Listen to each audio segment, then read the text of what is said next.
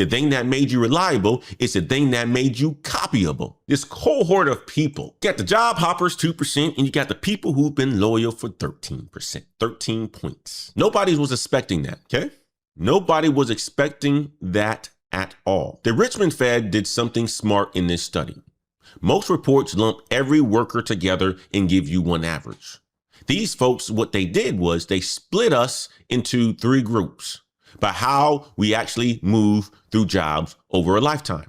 So you got group 1, the steady ones, 55% of us, meaning the ones who pretty much for the most part are always working, love to work, got a families to take care of, are responsible, gets up every single day, even if we don't like it or not. So the steady ones is group 1. Group 2 is about 14%, people who are in and out of work, cycling through work. Maybe have a job here, maybe have a job there. You guys know some of those people. You may have some aunts, uncles, cousins, whatever it is, who just haven't really figured it out, in and out of work. That's group 2. Then you got group 3, folks who move in and out of looking all together. People who sometimes they're employed for a year, sometimes they're not. Sometimes they, take sabbaticals. That's group 3. Now watch why that split matters so much. When you average everybody together, you get one number. And that one number hides who actually is getting hurt. You split them apart and the story shows up. That's what you do in data. So number of 2022 to September of 2025, the steady group fell 13 points. The in and out group fell 2. Now, let me show you guys why that is so darn strange. So go back and look at every downturn that we got records for. You got 1980, 1990, 2001, 2008. Same pattern every single time. The steady workers fall first and they fall the hardest.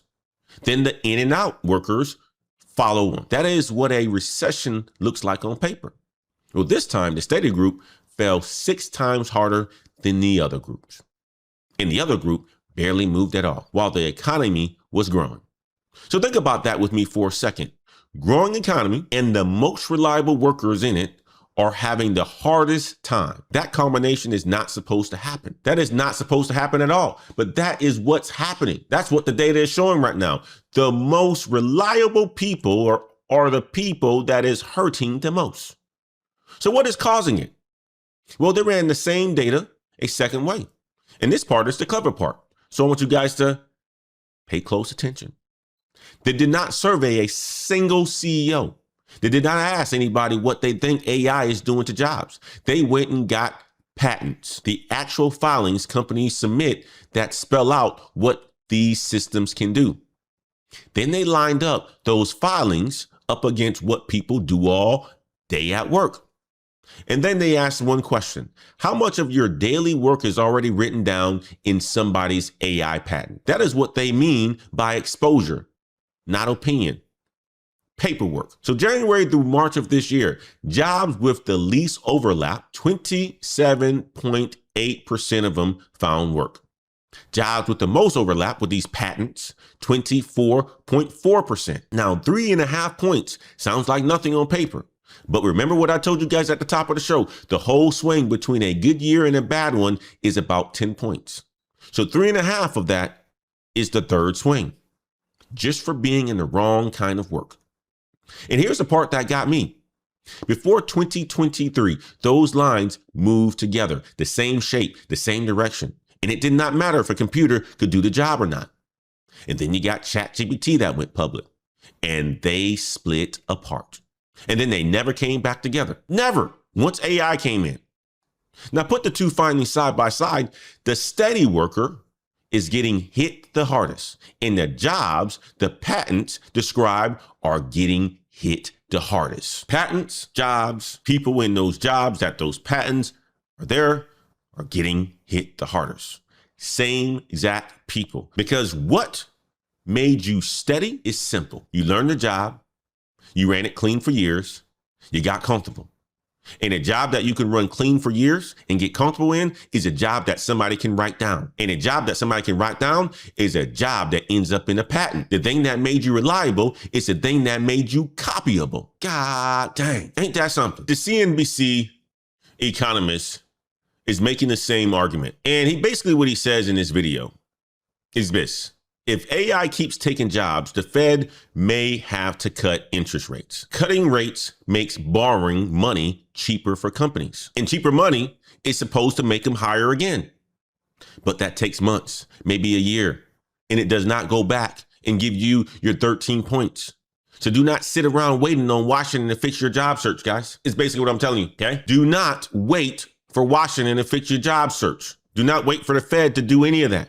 You have to go out there and do it yourself. And one of the ways you can go out there doing it yourself is by exposing yourself, putting yourself out there, telling people exactly what you can do, and not just telling them, showing them, building something, building in the public, which is going to be a good conversation that I'm going to have with somebody who's on the climb seat today, building in the public. Now, 5 more things while we're here. 1, the World Economic Forum named the thing that I've been telling you guys to do. They call it trace hiring. Prove the work is actually yours. Prove it, that's yours. They call it trace hiring. That's the word for it. Number 2, the Wall Street Journal says people are rewriting resumes just to survive the filter. You talked about on yesterday that Google's AI team told them that if they're going to be applying for internal jobs, they should submit a different kind of form. And then when they submit that different kind of form, they should not use AI to submit that form because the ATS will gobble it up. And it will be more likely that their resume will be rejected if they submitted it through Google's own tools for Google's own employees. Insane. Number 3, recruiters now put AI written applications near the top of the reject pile. Ain't that something? If you were wondering, hey, you know what? I've been using AI to fill out these applications and I still haven't been getting any callbacks. There's a reason. There's a reason now. We do have a news update. There's a reason now because recruiters are basically seeing that and they're saying, oh, this is all AI. I'm going to throw it in the trash, reject pile. They're wanting to see more natural, old style resumes now because they feel like then you actually put some time into it. They don't want to see the same types of resumes all the time. That's the difference. Let's listen to this real quick. Because there is yet another executive leaving OpenAI. Kate Rooney has those details for us. Kate.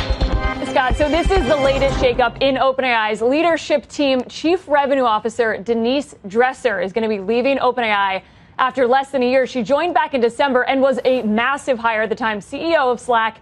And many thought she was going to be heir apparent to Mark Benioff when she was at Salesforce. She also has hired a ton of enterprise sales folks over from Salesforce. Enterprise within OpenAI has been the golden goose. It's an area they are very much focused on and chasing.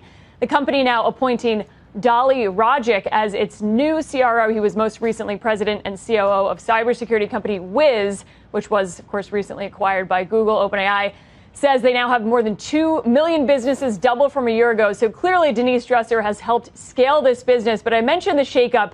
We had news of Brad Lightcap leaving. He was the COO early on of this business. He said he's leaving to do something new. We don't know exactly what yet. We also had Fiji Simo. She was another massive CEO in Silicon Valley who left her CEO seat to go and join OpenAI. She left under different circumstances. She did.